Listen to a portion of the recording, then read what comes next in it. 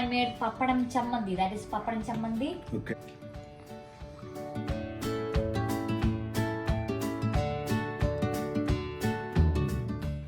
Hi, എല്ലാവർക്കും സുഖമെന്ന് കരുതുന്നു. ഞാൻ സൗമ്യ.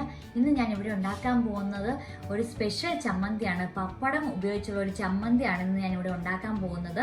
അത് എങ്ങനെ ഉണ്ടാക്കണമെന്ന് ഞാൻ ഈ വീഡിയോയിലൂടെ നിങ്ങൾക്ക് കാണിച്ചു തരുന്നതായിരിക്കും.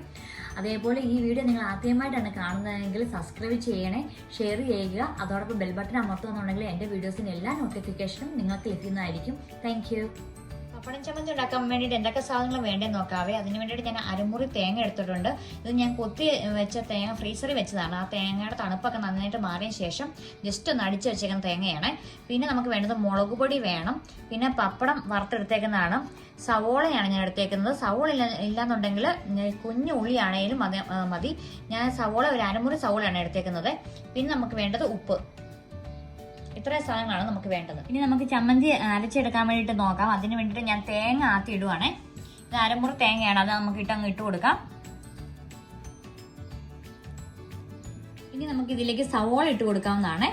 ഇനി നമുക്ക് ഇതിലേക്ക് 2 ടേബിൾ സ്പൂൺ മുളക് പൊടിയും കൂടി ഇട്ട് കൊടുക്കാവുന്നതാണ്.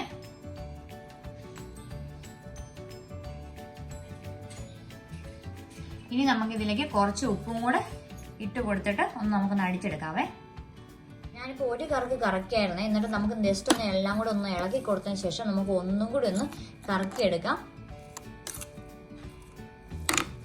ഇത് രണ്ടാമത്തെ പ്രാവശ്യം ഞാൻ കറക്കി എടുത്തേക്കുന്നതാണ്. എല്ലാം നന്നായിട്ടൊന്ന് കറങ്ങി വന്നിട്ടുണ്ട്.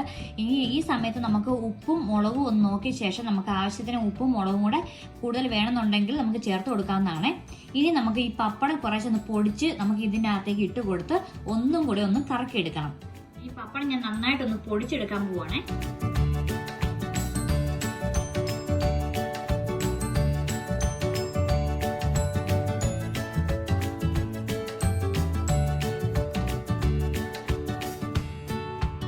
പപ്പടം ഞാൻ നന്നായിട്ട് കൈ കൊണ്ട് പൊടിച്ചെടുത്തിട്ടുണ്ട്. ഇനി നമുക്ക് ഇത് നമ്മുടെ മിക്സിയുടെ ജാറിലോട്ട് ഇട്ട് കൊടുത്ത് ഒന്ന് നമുക്ക് അടിച്ചെടുക്കാവുന്നതാണ്.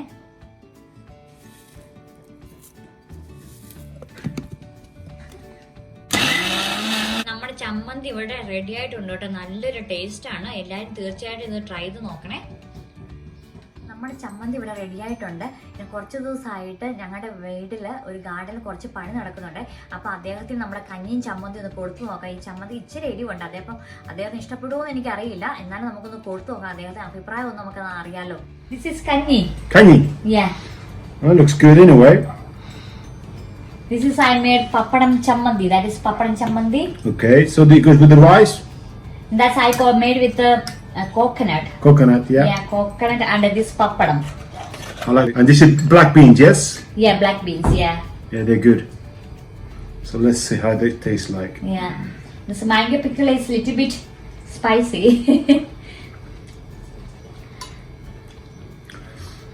I like it. This is a bit spicy, but I like it. That's good. Very nice. Look at the supper. അദ്ദേഹം ഇപ്പോൾ പപ്പട ചമ്മന്തി കൂട്ടി കഞ്ഞി കുടിച്ചു കേട്ടോ. അദ്ദേഹം നല്ല അഭിപ്രായമാണ് പറഞ്ഞത്. അദ്ദേഹത്തിന് ഒത്തിരി ഇഷ്ടമായി. എനിക്ക് ഉറപ്പുണ്ട് നിങ്ങൾക്കും ഈ പപ്പട ചമ്മന്തി ഇഷ്ടമാവുമെന്ന്. അതേപോലെ നിങ്ങളൊന്ന് ട്രൈ ചെയ്ത് നോക്കുക. ട്രൈ ചെയ്തതിന് ശേഷം നിങ്ങളുടെ അഭിപ്രായം എന്നെ അറിയിക്കണേ. അതേപോലെ കൂടാതെ നിങ്ങൾ ഇത്രയും നാളും തന്ന എല്ലാ സപ്പോർട്ടിനും ഒത്തിരി നന്ദി. Thank you.